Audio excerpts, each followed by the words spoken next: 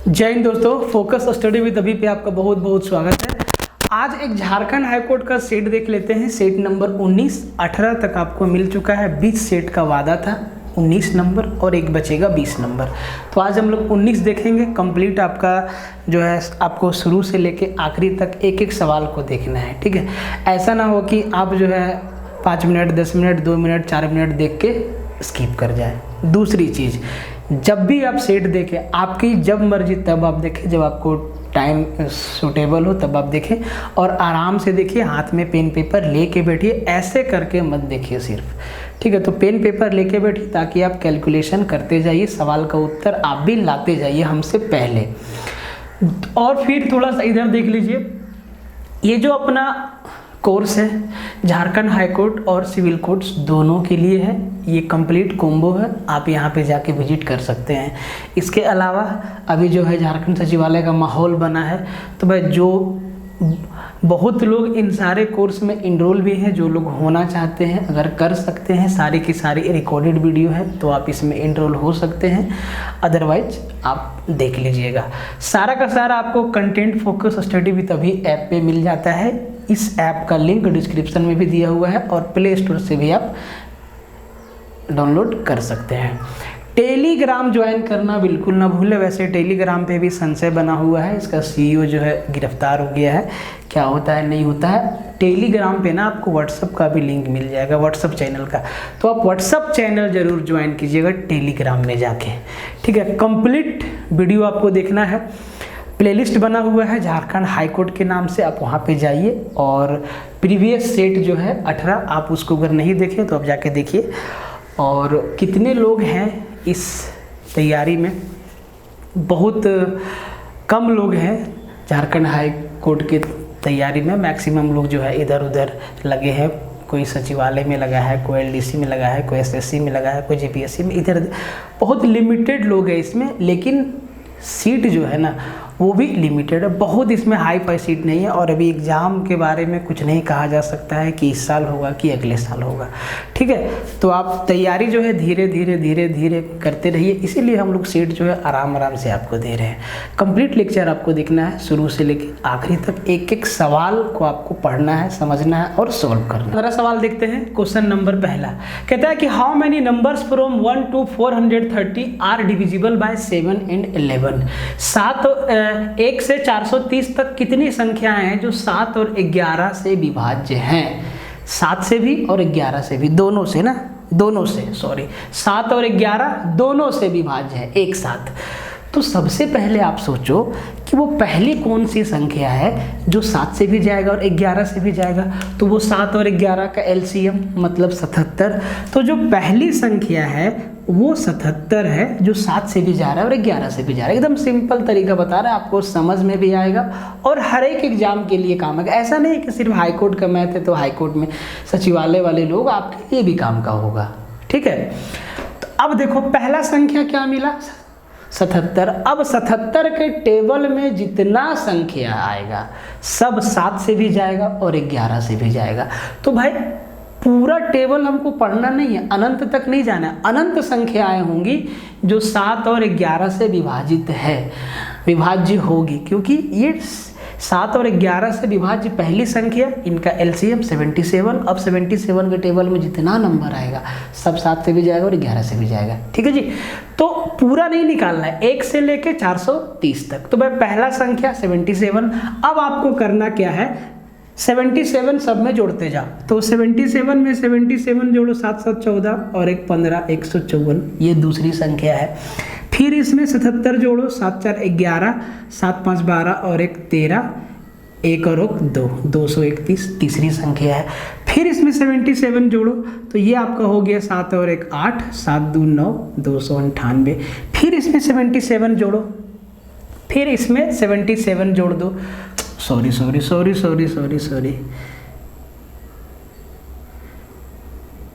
231 में 77 जोड़ेंगे तो 7 और 1 8, 7 3 10 और 2 और 1 3, 308 आएगा। अब फिर से इसमें 77 जोड़ो, 430 तक ही रहना है। अब फिर से इसमें 77 जोड़ेंगे भाई, तो 8 और 7 15, 7 और 1 8, 385। अब जब 385 में अब की बार 77 जोड़ेंगे तो 430 को क्रॉस कर जाएगा। जोड़ के देखो, 7 और 5 12, 8 7 15 और 1 16, 3 और 1 4, 462 हो गया। तो 77 का टेबल ही तो है। अब आपको टेबल याद नहीं रखना है, इतना सा काम आप कर सकते हो। तो भाई 430 से पहले रहना है हमको, मतलब 385 तक ही रहेंगे। तो 1 2 3 4 5 संख्या है 1 से लेके 430 तक के बीच में, जो 77 से विभाजित है, मतलब 7 से भी जाएगा और 11 से भी जाएगा। आप देखो हर एक नंबर 7 से भी जाएगा, 11 से भी जाएगा, 7 से भी जाएगा और 11 से भी जाएगा, सब number.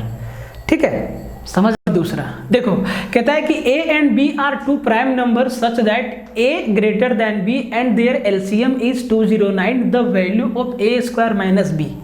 A square minus B का मान आपसे पूछा है। A और B दो अभाज्य संख्या है और A B से बड़ा है, इनका LCM 209 है। तो A स्क्वायर माइनस बी का मान क्या होगा? सबको पता है कि प्राइम नंबर का जो LCM होता है उनका मल्टीप्लिकेशन होता है।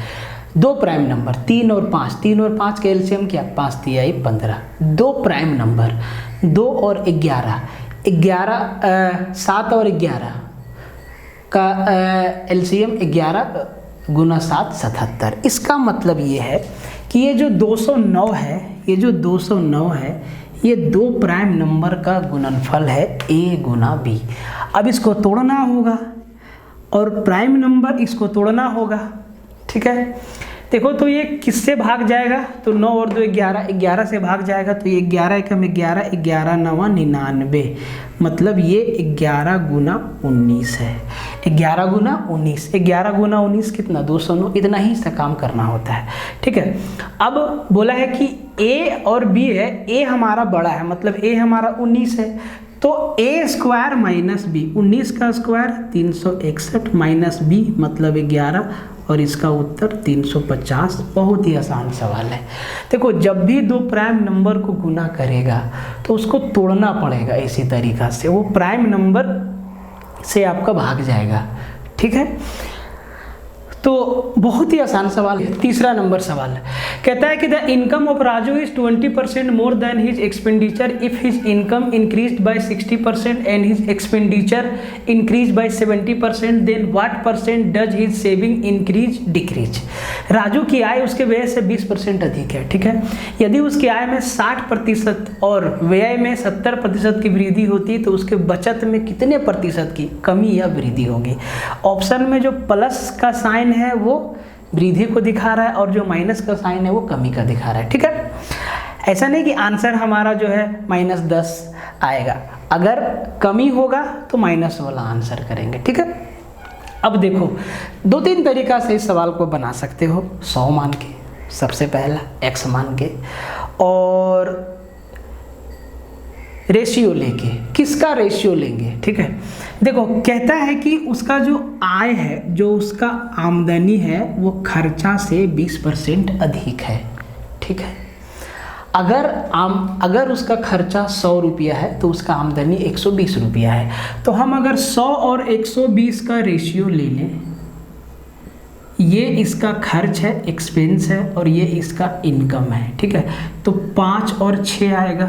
अब इसी रेशियो से अपना काम हो जाएगा। चाहे तो आप 100 और 120 पे भी खेल सकते हैं। 5 और 6 से बहुत थोड़ा कैलकुलेशन होगा, इसमें भी कैलकुलेशन थोड़ा ही होगा। ठीक है, अब देखो एक बात बताओ, आई फॉर इनकम लिखें, E फॉर एक्सपेंडिचर लिखे और S फॉर सेविंग लिखे। तो यहाँ पे उसका इनकम कितना है? 6 रुपया। खर्चा कितना कर देता है? 5 रुपया। भाई कितना बचाता है? 1 रुपया बचता है उसका। ठीक है, अब कहता है कि उसका आमदनी में 60% वृद्धि। बहुत आसान सवाल है। तो भाई इनकम में 6% बढ़ गया, 60% उसका बढ़ गया। तो भाई 6 का 60%, 6 6 के 36, 3 रुपया 60 पैसा। मतलब अब इसका इनकम हो गया 6 रुपया में 3 रुपया 60 पैसा बढ़ गया, तो 9 रुपया 60 पैसा। और जो खर्च है वो 70% बढ़ गया। भाई साहब, आदमी ज़्यादा कमाता है तो खर्च भी ज़्यादा करता है। ठीक है, मतलब शौक बढ़ जाते हैं। तो अब 5 रुपया पहले खर्चा था और अब इसमें 70% वो बढ़ा रहा है, तो 7 पचे 35, 3.5 रुपये, 3 रुपया 50 पैसा, मतलब 8 रुपया 50 पैसा अब उसका खर्चा हो रहा है। देखो 9 रुपया 60 पैसा कमा रहा है, 8 रुपया 50 पैसा उसका खर्च है, तो आप कहेंगे सर 1 रुपया 10 पैसा मतलब 1.1 उसका क्या है, सेविंग है। इसमें इसको घटा दीजिए, ठीक है, 1.1। अब देखो उसका सेविंग बढ़ा कि घटा, पहले उसका सेविंग था 1 रुपया, अब उसका सेविंग 1.1 हो गया। तो यहाँ से क्लियर दिख रहा है कि उसका सेविंग 10% बढ़ गया है, तो ऑप्शन ए हमारा क्या हो जाएगा, उत्तर हो जाएगा। और यहाँ से जब सेविंग बढ़ा हुआ दिख रहा है तो नेगेटिव वाला पे तो जाना ही नहीं है, ठीक है। कितना बढ़ा, तो भाई 10% बढ़ा। बात समझ में, इसी तरीक़ा से आप इसको निकाल सकते हो, ठीक है। अब यहाँ पे नहीं समझ में आएगा तो भाई 0.1 बढ़ गया कितना पे, 1 रुपया पे, गुना 100%। 0.1 मतलब नीचे 10 कट गया, 10% का वृद्धि। ऐसे भी आप निकाल सकते हैं, जैसे मर्जी वैसे। सवाल ही ऐसा थोड़ा सा आपका दिमाग घूमेगा, लेकिन आप अगर वीडियो को देख रहे हैं, जब भी देखेंगे इसका उत्तर जरूर दीजिएगा। कहता है कि after giving 2 successive discount each of X% on the mark price of an article, total discount is ₹259.20। If the mark price of the article is ₹720, then the value of X is. 2 discount दिया है और दोनों discount का numerical value बराबर है। मान लेते हैं कि एक डिस्काउंट 10% है तो दूसरा भी 10% है, ये कह रहा है सवाल।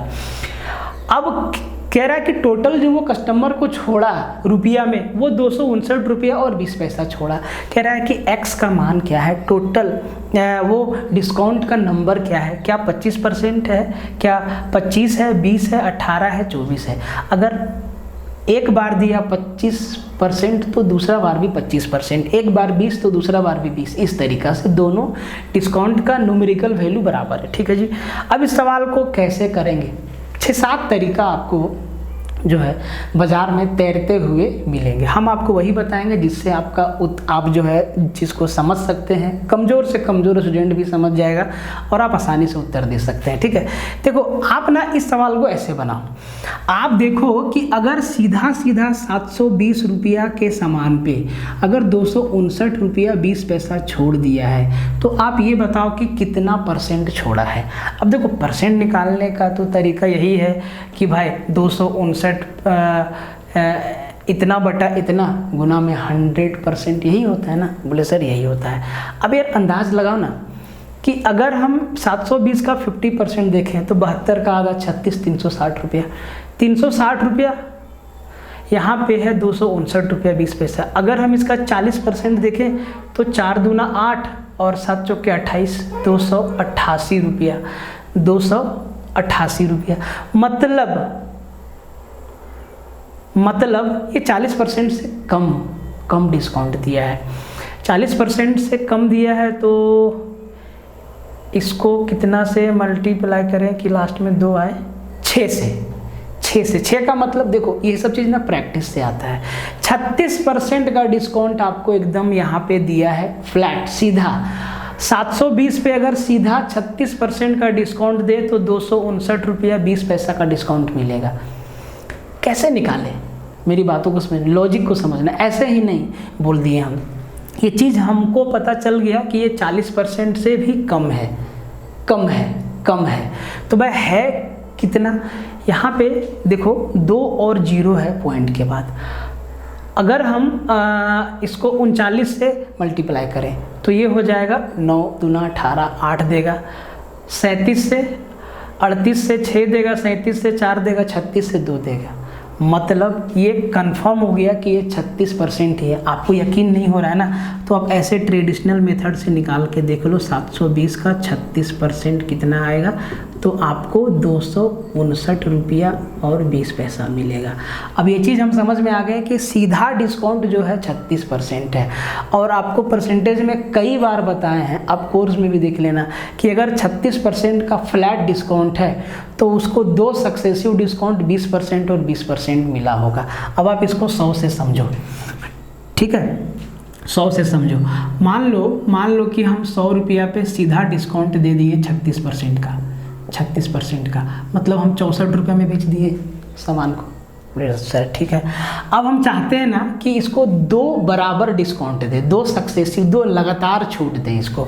तो ऐसा नहीं है कि 36 का आधा हो जाएगा 18%, नहीं, 2 सिंगल डिस्काउंट जो है ना वो इसके आधा से ज़्यादा होता है हमेशा, ठीक है, इसके आधा से 18% से हमेशा ज़्यादा होगा, और बहुत ज़्यादा नहीं होगा, थोड़ा सा ज़्यादा होता है।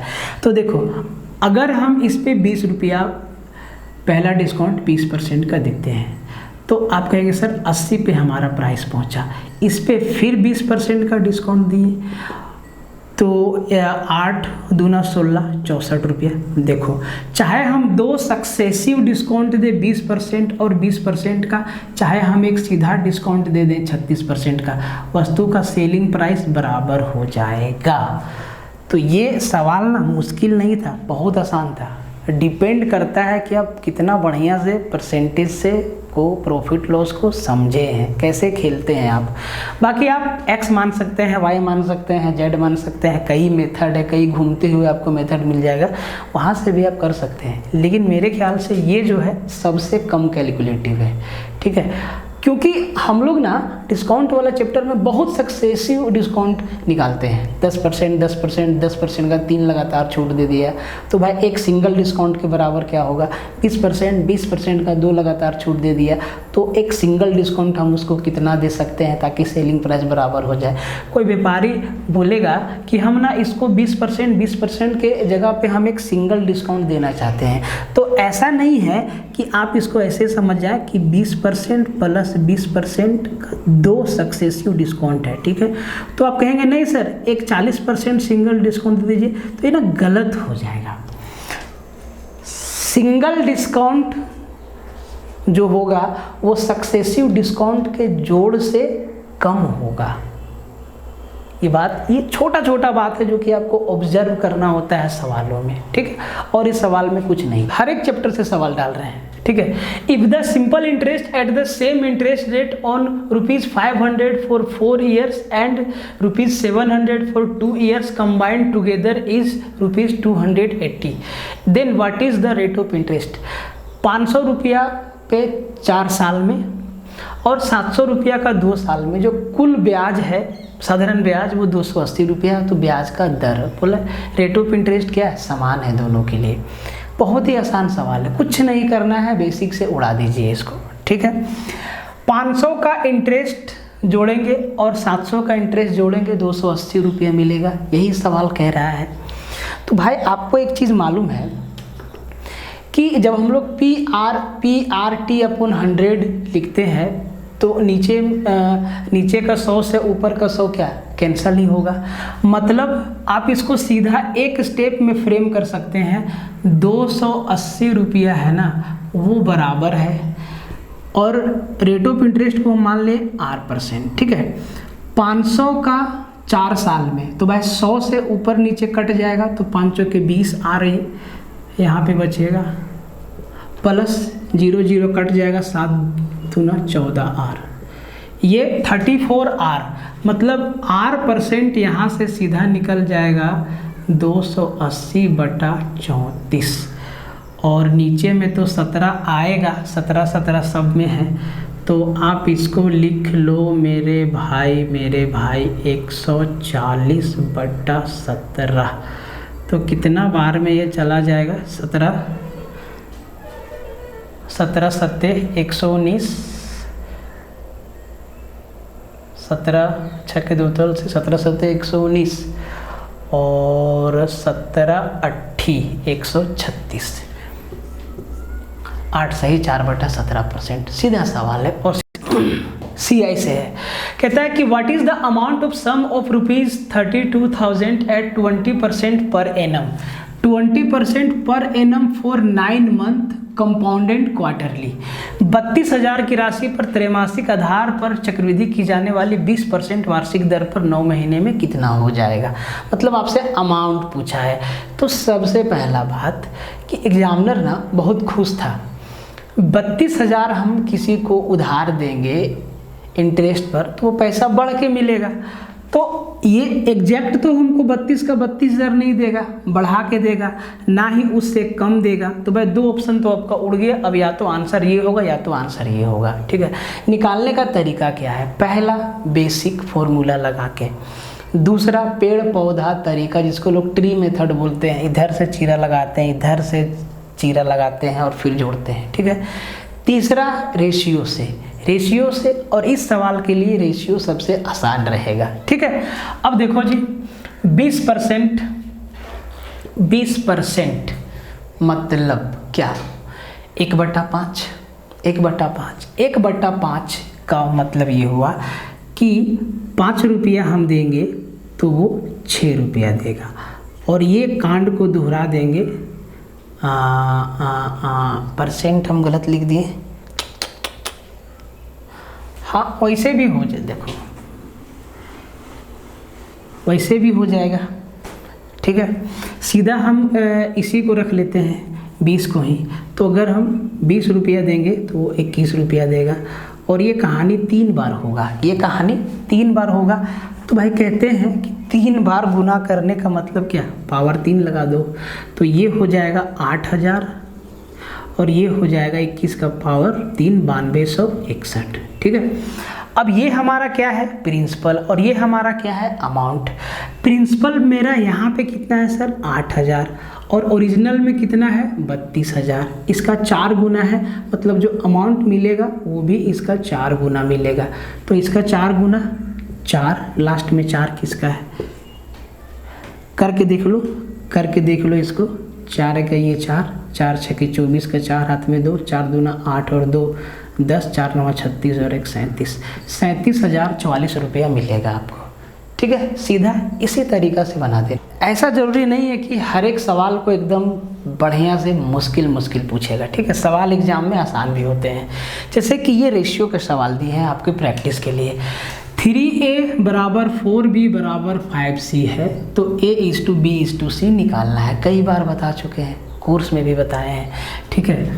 तो भाई इसको कैसे निकालते हैं? तो इसका सिंपल सा तरीका है, आपको याद दिलाना चाहते हैं, आप भूल गए होंगे। तो जिसको निकालना है उसको ढक देते हैं, बाकी दोनों को मल्टीप्लाई कर देते हैं, ठीक है। तो अगर a को निकालना है तो 3a को ढक देंगे, और बाकी b और c के पास जो नंबर है उसको मल्टीप्लाई कर देंगे, तो 4 5 20 है। अब अगर b को निकालना है तो 4b को ढक देंगे, और ये 5 तिहाई 15 हो जाता है। और अगर c को निकालना है तो c को ढक देंगे, और 4 तिहाई 12। अब देखो ये कोई तरीका आसमान से नहीं आया है, जब आप 2 लेके बनाओगे तब भी आपको ये चीज़ प्रोसेस में दिखेगा, ठीक है। ये मेथड है, कोई ट्रिक नहीं है। मतलब ऐसा नहीं कि सपना में आ गया कि ऐसे भी ये होगा, भाई कंसेप्ट है पूरा। तो आपका हो गया 20 15 12, ऑप्शन ए आपका क्या हो गया? सीधा होता। एवरेज का बहुत आसान सा सवाल है। कहता है कि the average weight of P and his 3 friends is 55 kg if P is 4 kg more than the average weight of his 3 friends, then the weight of P is. P का वजन कितना है? तो P और उसके 3 दोस्त चारों का औसत वजन 55 किलो है, और P के बारे में बोला है कि जो P है ना अपने तीनों दोस्तों के एवरेज वेट से 4 kg ज़्यादा है, ठीक है। तो P का वजन क्या है? सिंपल सा सवाल है, सिंपल तरीका लगा देंगे। तो मान लेते हैं कि उसके तीनों जो दोस्त हैं उनका एवरेज वेट x किलो है, ठीक है, x किलो है। तो भाई टोटल वेट कितना हो जाएगा? 3x kilo. और जो P है इनके एवरेज वेट x से 4 kg ज़्यादा है, और इनका टोटल वेट कितना हो जाएगा सर? 55 गुना 4 220। यही कैलकुलेशन आएगा। अब यहाँ से x का वैल्यू आपको निकाल देना है। इधर 4 गया 216, और इधर 4x, x बराबर 4 से भागा दे दो, 4 5 20 और 4 चौके 16। तो भाई ये जो x आया ना, इसके 3 दोस्तों का एवरेज वेट माने थे, तो एवरेज वेट आया। और P के बारे में बोला है कि वो इनके एवरेज वेट से 4 किलो ज़्यादा है, तो 54 और 4 58 किलो का है P। किधर है? ऑप्शन सी आपका सीधा हो। कहता है कि A is 40% more efficient than B, how much time will they take to work together to complete a work which A alone can A alone could have done in 31 days. A B से 40% अधिक कुशल है। देखो सवाल को पढ़ते जाइए और calculation दिमाग में घुमाते जाइए। यदि ए अकेले किसी काम को 31 डेज में कंप्लीट कर देता है तो भाई दोनों मिल के कितना दिन में निपटारा कर देगा। सिंपल सा सवाल है, ठीक है।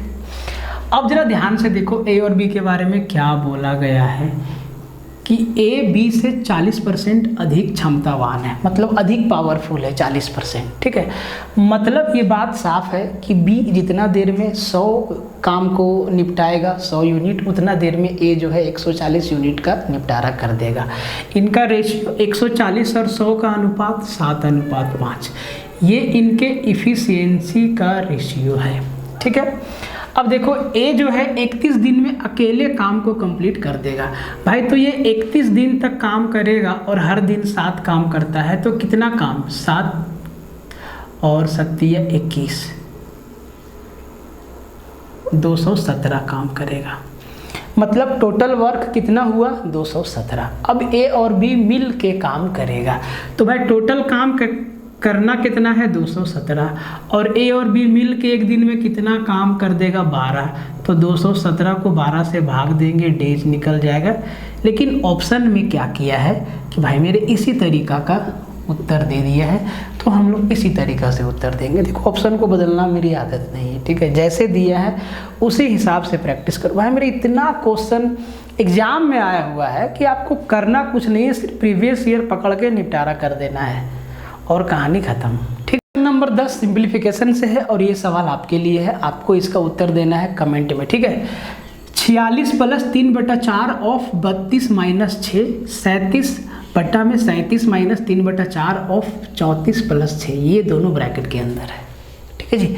तो इसको आप सॉल्व कीजिए और कमेंट बॉक्स में आपको जो है उत्तर देना है। ऐसे लिखना है क्वेश्चन नंबर 10 और इसका उत्तर देना है। और अगर झारखंड सचिवालय वाला भाई बंधु देख रहा है तो भाई आप लोग के लिए भी मस्ट है, सेशन आप लोग के लिए भी है, ठीक है। सवाल वही है, तो ए होगा तो ए लिखना है, बी होगा तो बी, सी होगा तो सी, डी होगा तो डी। ये सवाल आपके लिए है, आपको बनाना है, ज़रूर आप इसका आंसर दीजिएगा। और एक कंडीशन और है कि एक बार में ही सोल्व करना है इसको, ऐसा नहीं कि 2-3 बार ट्राई लेना, एक बार में सॉल्व करने का कोशिश करना है। पूरा सवाल में कुछ नहीं है।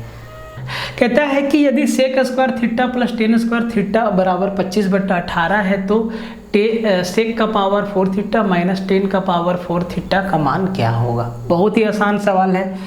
तो ऐसे सवालों का शुरुआत इधर से आपको करना है कि जो पूछा है, ठीक है, ठीक है।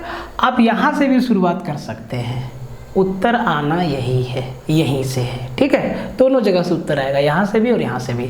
तो एक बात बताइए, क्या हम इसको ऐसे लिख सकते हैं, sec² थीटा का होल पावर 2 माइनस tan² थीटा का होल स्क्वायर लिख सकते हैं। बोले सर लिख सकते हैं। अभी आपको क्या दिखा, ये हमको दिखा a² - b², और ये हमको दिखा मेरे भाई sec² थीटा - tan² थीटा, ठीक है।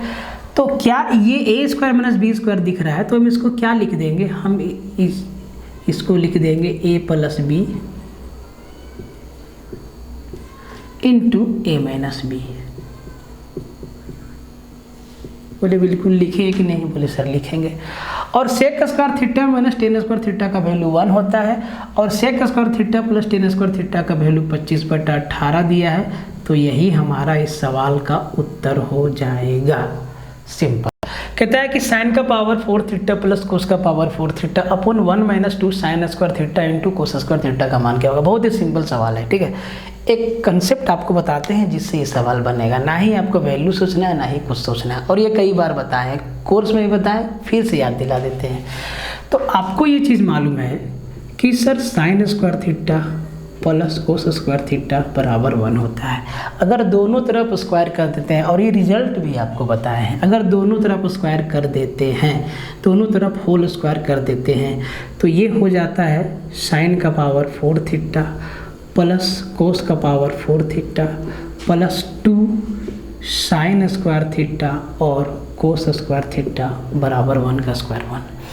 और अगर इस भाई साहब को उठा के उधर ले जाए तो ये हो जाता है, देखिए इसको ना याद भी रखिएगा, ये चीज़ क्या हो जाता है ज़रा ध्यान से देखिए, 1 - 2 sin square theta into cos square theta, ये हो जाता है। अब ज़रा ध्यान से देखो कि इस सवाल का उत्तर देने के लिए क्या आपको पेन लगाना था? बिल्कुल नहीं।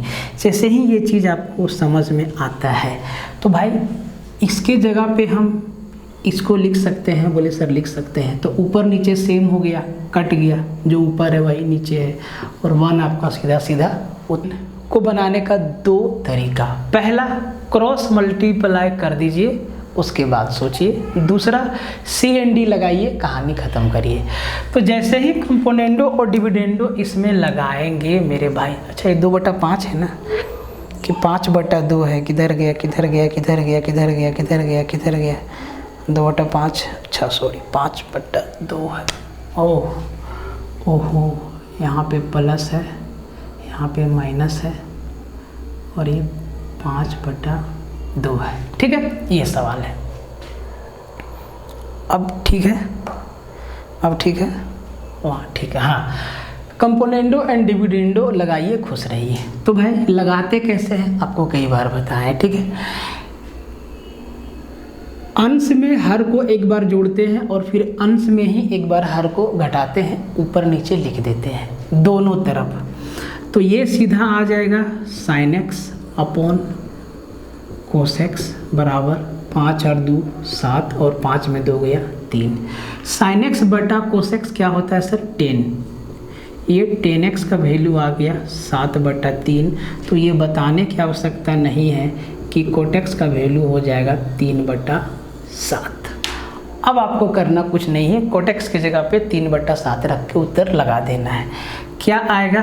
1 + 3/7 का स्क्वायर 9/49, और नीचे 1 - 9/49। अब यहाँ से आपकी बारी है कि आप इसको कैलकुलेट करके उत्तर बताइए कौन सा ऑप्शन इसका आंसर होगा। इतना काम आपको करना है, ठीक है, इतना काम आप। छोटा सा सवाल अलजेब्रा का कहता है कि यदि x + y + z बराबर 0 है तो x² / yz + y² / zx + z² / xy का मान क्या होगा। कंडीशन क्या मालूम होना चाहिए आपको कि अगर x + y + z बराबर 0 है तो हम लिख सकते हैं x³ + y³ + z³ - 3xyz बराबर भी 0, या इसी को हम ऐसे लिख सकते हैं कि नहीं, सॉरी क्यूब है, बराबर 3xyz बोले सर लिख सकते हैं। ये चीज़ मालूम पड़ गया। अब इसको ज़रा गौर से देखो कि ये क्या कह रहा है। अगर हम इसका एलसीएम ले लें, बोले सर एलसीएम ले लो, एलसीएम होगा x, y और z। yz से कटा, ऊपर आया x³ y³ + z³। आपको ये चीज़ दे दिया है कि x + y + z बराबर 0 है, तो हम x³ + y³ + z³ बराबर 3xyz लिख सकते हैं, और नीचे भी xyz है, कट जाएगा। 3 आपका इस सवाल का क्या हो जाएगा? उत्तर हो जाएगा। देखिए एक चीज़ ना मैथ में, गणित में आप एक चीज़ देखिएगा कि अगर को पीछे का कहानी पता है तो सवाल किसी भी तरीक़े से घुमाता है, आप आसानी से बना लेते हैं। ये चीज़ अब ध्यान, ये चीज़ आप इसको गौर करिएगा। और जब पता ही नहीं रहेगा तो भटकते रहेंगे, ठीक है, कि क्या लगाएं, कौन सा फॉर्मूला लगाएं। और जब ये पता रहेगा ना तो आप सवाल देखते हैं, बोलेंगे हाँ इसमें ये चीज़ लगेगा और ये सवाल बन जाएगा। और सेम कहानी रीजनिंग में भी। रीजनिंग इतना अच्छा सब्जेक्ट है, एकदम लॉजिकल की मज़ा आ जाता है पढ़ा। कहता है कि a + b + c का वैल्यू 9 है, ab + bc + ca का वैल्यू 23 है, तो a² + b² + c² का मान क्या होगा। आप समझ गए होंगे कौन सा फॉर्मूला लगेगा, ठीक है। तो भाई फॉर्मूला आपको बताते हैं कि ये चीज़ आपको तो याद होगा, एकदम आसान सवाल है। तो ये होता है a² + b² + c² + 2 × AB + BC + CA, ये चीज़। अब देखो किसका वैल्यू दिया है, a + b + c का वैल्यू 9, 9 का स्क्वायर 81, a² + b² + c² का वैल्यू पूछा है, और AB + BC + CA का वैल्यू 23, 23 दूना 46। अब 81 में 46 घटा के आप उत्तर बता दीजिए। तो भाई ये आपका सेट नंबर 19 जो है कंप्लीट हो गया।